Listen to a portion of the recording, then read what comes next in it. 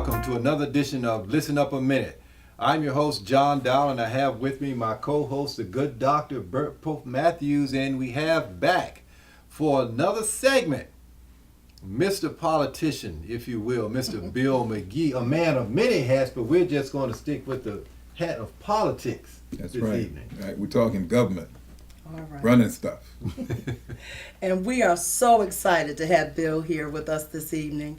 There is a topic that many Americans don't know much about, but when it comes time to election, you'll hear this topic over and over again because some of us are confused, and including me from time to time, about the Electoral College, exactly what it is, who makes up the college. So that's why we're just so fortunate to have Mr. McGee here. Thank you for having me. I appreciate it, and it's an honor to be here.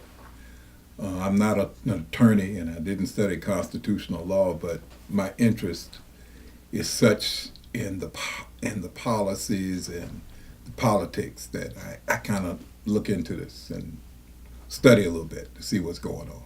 Mm-hmm. All right, so let's get started. Tell us about the Electoral College. Well, let's see. There are 538 Electoral College members. The Electoral College actually selects the president, not the popular vote. Mm-hmm. And that's what everybody gets all twisted about. Mm-hmm. If you and I know in the last election, the Democratic candidate had 65 plus million votes, and the Republican candidate had 62.3 million votes, and yet the Republican candidate won the election. But the Republican candidate won because of Electoral College votes and not because of the popular vote. So each state has Electoral College members, and they're equivalent to the number of seats in Congress plus the 2 senators. So depending on how many congressional districts your state has, that's how many electors you have plus 2. We'll talk about Virginia. Virginia has 11 electoral districts or congressional districts, and we have 2 senators. So therefore we have 13 electors to the Electoral College. Mm-hmm. In Virginia, the people who are selected to be electors are bound by law to vote for the person who got the most number of votes in the state. They're bound by They're law. bound by law. So in Virginia, it's a given. If the Democrat wins, which in the election of 2016 was the case, then all of the electors are selected by the Democratic Party, and they vote for the Democrat candidate. Each party in Virginia selects electors. It's usually done, well, at least for the 11, it's done at the party convention. So when the Democratic Party has a convention, the Democrat Party, has their state convention, they select 11 people to be the electors. The other 2 people are selected by committee, from what I understand. And the information I'll give you will expound on that some more. But let's just put it this way. 13 electors in Virginia voted for the Democrat person in the election. So the Electoral College was established by Congress way back, George Washington days. And on the handout that I'm going to try to include with this presentation, if I can read real quick right here, I think it was Article 2, Section 1, Clause 3 in the Constitution. It was replaced by the 12th Amendment. And the 12th Amendment codified what the Electoral College does and how it determines who the president is. So the 12th Amendment of the Constitution says and outlines the Electoral College as the actual body that elects the president. Each state has different rules governing how the electors are selected and how they have to vote. That's why I said it was important to tell you that Virginia says that the Virginia law says that if your candidate wins, everybody from Virginia has to vote for that candidate. Okay, so that's important. Now, I did not really try to see what all the different rules were around the state, but around the country. But I know different states, especially a couple of states in the Northeast, split their electoral college based upon who won the majority of votes in that district. So they were able to split off. As I was saying earlier, in doing the research, I found out that Colin Powell received 3 electoral college votes. John Kasich received 1 electoral college vote. Ron Paul received 1 electoral college vote. And the Indian chief received 1 electoral college vote. Let me see what the name Faith Spotted Eagle. Wow. Faith Spotted Eagle received 1 electoral college vote. Still wasn't enough votes to sway. Out of the 538 electors, you need 270 to be elected president. Guess what? Vice president is also elected by the Electoral College. Now, in doing my research, I was going like, well, what if they decided to select a different vice president from president? Because they could. And it has something like that. It happened way back in the past. And Andrew Jackson and Martin Van Buren, all those different people involved in it. You can kind of research that. But the Electoral College, that's why the 12th Amendment kind of solidified some things, because back in the day, the Electoral College was off the chain. They were voting for friends and everything else. So I don't think, if I understand correctly, no federal elected officers can be members of the Electoral College. State elected officers can be. And so in the presentation that you all have and that we're going to post, I listed the 13 Virginia Electoral College. You can find out exactly who the people were in every state that were Electoral College electors. Wow. Okay? So 538, and you need 270 out of that number to be elected president in the Electoral College. Now, I guess if a state, well, let's just stick with Virginia. If our population decreases, then we would lose, I guess, one. If it's a significant decrease, just as there's a significant increase. Absolutely, you'll gain. You'll gain. If you gain a congressional seat, you gain an elector. And that's another reason why people need to understand how important the census is. See, we got, especially minority folk, we got some issues with this census thing. And that's our government name and Big Brother and all that stuff, the deep state and all them things you hear.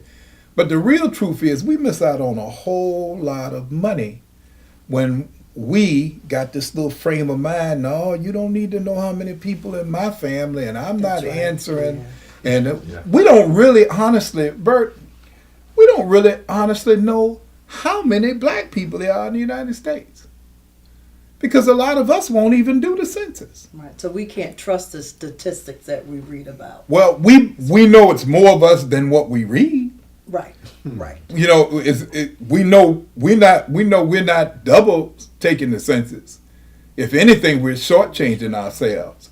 So we're not getting the financial aid, the government assistance programs, or the all of the different plans that go to a neighborhood or to a community or a city, the block grants and all of those. We're not getting all of that because we underreport in the census. we underreport. And for that reason, we are underrepresented. But that's that's maybe another show. That's another segment. I know Brother Brown from California, Larry Brown's brother, he wanted us to do this Electoral College thing because that's his thing. And Would that be Milton Brown? Milton Brown, Larry, Professor Brown, yes, Brother Milton Brown wanted us to do this, and maybe we can do something on the census also to tell you how important that, because the census is coming up, and that's a very important part on redistricting and on getting your congressional seats and all of that. So the census is another. Dr. Brown, the census is another thing we need to talk about doing. So let's look at some other questions on the. So we covered what is the Electoral College? A body of 538 electors, 270. Congress created the Electoral College. We talked about how we choose the Electoral College in Virginia. All right, and then we talked a little bit about who the electors are. The electors can be people who, first of all, you're attending the state convention, all right, state party convention for all parties, the Republicans, the Green Party, whatever party is certified in your state, they have their own convention. They select the people who will be going in the event they win. But remember, if they don't win, they don't get to go and vote and certify votes for the president in Virginia. So, so our electors are people selected, either friends of the Democratic Party, donors, people who are active, or city council members, state representatives.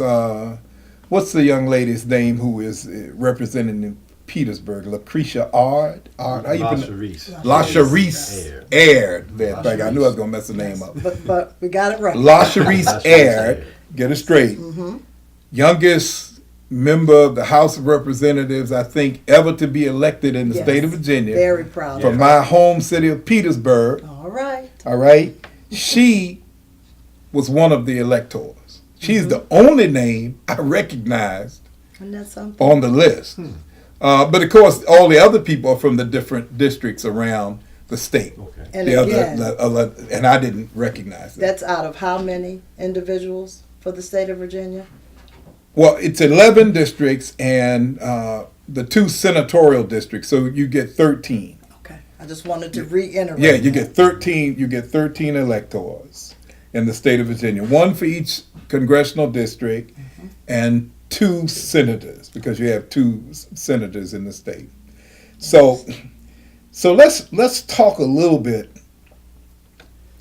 if you don't mind, about one of the movements that's going on in the country, which is a lot of people have determined that the election was stolen because of the Electoral College. So there's a movement going on called Fix the Broken Electoral College. Common Cause, which is an organization dedicated to different types of political causes, has started or has partnered, and they're partnering with something called Fix the Broken Electoral College, because a lot of people feel that the election should have gone to the person with the most number of votes. So here's the plan, and then I'll answer some more questions and we can discuss it. The plan is to get every state legislature to vote that whoever wins the popular vote in the United States will get their electors.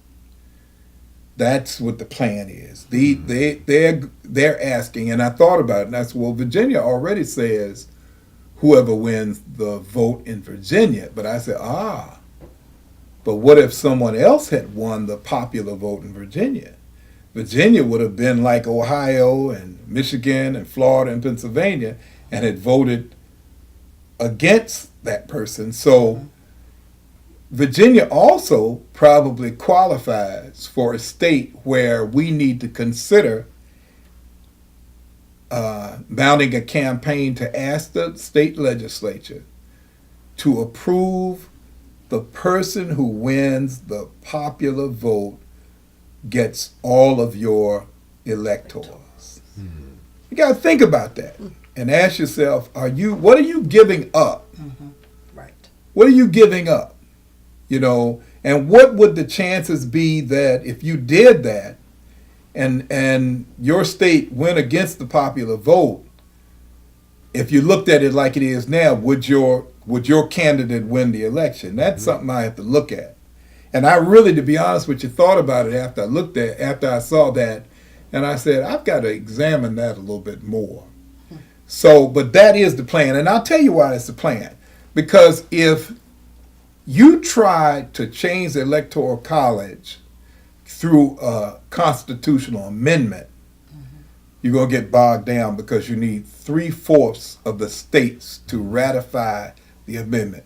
You all know we don't do constitutional amendments in this country unless it's something very, very serious. That's right. That's right. You know what I'm saying? Very, very serious. So the chances of a constitutional amendment passing, revamping the Electoral College, is slim to none. Slim to none. So then maybe you have two options. You have one option is this fix the broken Electoral College, where the states themselves can pass a law, because the states are in charge of how their electors are selected and how they vote. So that to me is probably one of the most promising, if that's really what the problem is. And I think that whenever the candidate wins that most people don't want to win, then we question the Electoral College. Mm-hmm. However, when everybody's candidate wins, then it's okay. Mm-hmm. And I said that about President Obama. I had a lot of people who were questioning the Electoral College with this election. I said, well, when President Obama won, nobody questioned the Electoral College. Yeah. You know, and both times he won, nobody's going like, oh, the Electoral College is right. You know, they didn't question that. So, No questions asked. no. So, do you want to move on into this next step? Because Let's go ahead. Let's take I'm a sorry. break. We'll take a break, and we can look at some of your charts, Right. and then we'll come Okay. back, and you can talk Very about good. what gets you excited.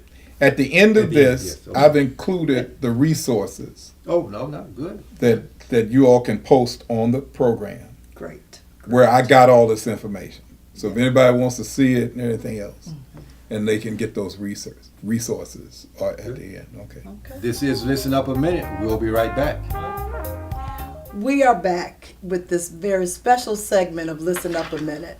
And so fortunate to have with us, we're going to say it again, Mr. Bill McGee, who is teaching us a lot about the Electoral College. And Bill, I have a really pressing question. Okay. In 2016, the Electoral College votes led way to the Republicans winning the race. Yes, they did. And please explain to us, how does that happen with the popular vote going towards the Democratic candidate? Well, remember what we said is you need 270 electors in order to win. In this case, we had 4 states that had the majority of their votes went for the Republican candidate, and they were some of the smaller states, whereas New York and California, the largest states, and I'll say this has always been the argument when I talk to people online on Facebook. They always say if we go to an Electoral College election, then the East Coast and California will determine the president. That it won't matter about the smaller states. Because you remember now, that's one of the reasons early on when the Electoral College was adopted, one of the reasons they established the Electoral College was so that every state had some skin in the game.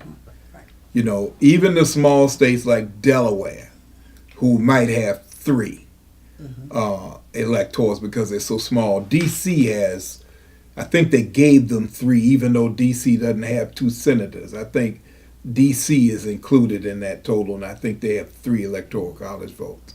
So the thing that I wanted to talk about and wanted to bring to everybody's attention is the fact that the Republicans won by 306 votes on the Electoral College, and the Democrat, who had more popular votes, only got 232. But here's the deal. Florida, Michigan, Pennsylvania, and Wisconsin are the 4 states that decided the election. Please repeat those states for Florida, Michigan, Pennsylvania, and Wisconsin. Those are the 4 states that decided the election and put the Republican in as president. What everybody needs, it wasn't New York, it wasn't Texas, it wasn't Ohio, it wasn't Georgia. Ohio has always been important. Remember, people always say wherever Ohio votes, that's the person who wins. Ohio was not the important factor. So Florida, the Democrat got 4,504,000 votes, 504,975 votes. The Republican got 4,617,886 votes. Florida has 29 electoral college votes. They all went for the Republican. But there were only, the difference was 112,000 people out of 4 million, or actually out of 9 million that voted. Had 112,000 people voted the other way, or had another 120,000 people showed up to vote, the election, that 29 votes would have gone to the Democrats. That's Florida. But let's make it even worse. Michigan. A lot of people criticize the Democrat candidate for not going to Michigan and not doing more to woo Michigan. That's right. And there's a lot of issues that go on, but let's tell you what Michigan's data was. Michigan, the Democrat got 2,268,839 votes. The Republican got 2,279,543 votes. There was a difference of 10,700 people. That's a third the size of Petersburg. Only 10,000 people decided the election in Michigan. 10,000 people. That's a village somewhere. That's right.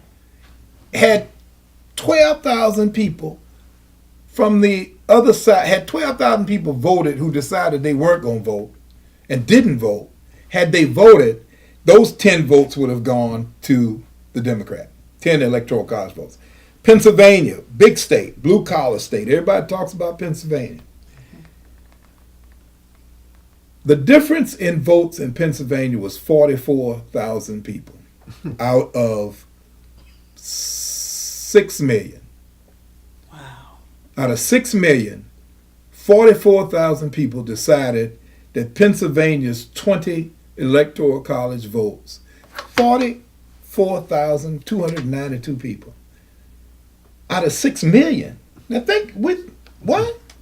So you mean to tell me if 45,000 people had decided they were going to vote? Now remember this, we haven't talked about the fact that 93 million people didn't vote. 93 million people didn't vote across the country. 65 million voted for the Democrat, 62 million plus voted for the Republican, 93 million people. The Republican candidate came in third. Mr. I'm not going to vote came in first. The Democrat Party came in second, and the Republican Party came in third. They got the third highest number of votes. You're talking about eligible voters. Eligible voters. 93 million eligible voters didn't vote. Eligible voters. So when you talk about 44, out of that 93 million, 44, I don't do the math percentages. Y'all don't call me on here to do math shows. But out of that percentage, 44,000 is nothing. So let's go on to Wisconsin. Wisconsin was another state. Wisconsin's a smaller state. Only 2.7 million people voted. 22,748 decided the election. So let's put it this way, and I'm going to round it up real quick. Had 11,000 people in Michigan showed up, had 45,000 people in Pennsylvania showed up, had 23,000 people in Wisconsin showed up, the Democrat would have gotten 40 more electoral college votes and would have won the election by 272,000 votes. Wow. 272 electoral college votes, I'm sorry. The Democrat would have won the election by 272 electoral college votes, by 2 votes. All you needed was 3 more states. 2 votes. And you know, Bill, you have shared such a wealth of information. It doesn't seem right to just stop here. So I'm going to suggest that we have you back. You talked about how vital education is in the voting process. So we need you back. Would you consider coming back for another show? I mean, you're part of us anyway. I'll be back. Okay, because we want to have a part 2. Do you agree, Yes, John? I'll be back. Definitely. And the part 2 needs to give a review of what took place here tonight, because I know there's some things that I need to hear again. You have actually blown my mind with some of the statistics and just how, even just when you talked about the third party and the number of votes that they received. So we need a review. We'll do it. And then we need to move on to some other facets of what Americans or what we need in this region to know about, just to be able to go out there to cast a vote. Remember that census thing? That's another solution in 2020. And it's really to talk about, again, what happens when we don't vote. We don't. Yeah. Non-voters, the number 1. Non-voting. Wow. Thank you, sir. Thank you, my Pleasure as brother. always, folks. Thank you, darling. Thank This you has so been much. Listen Up a Minute. We will return. Thank you.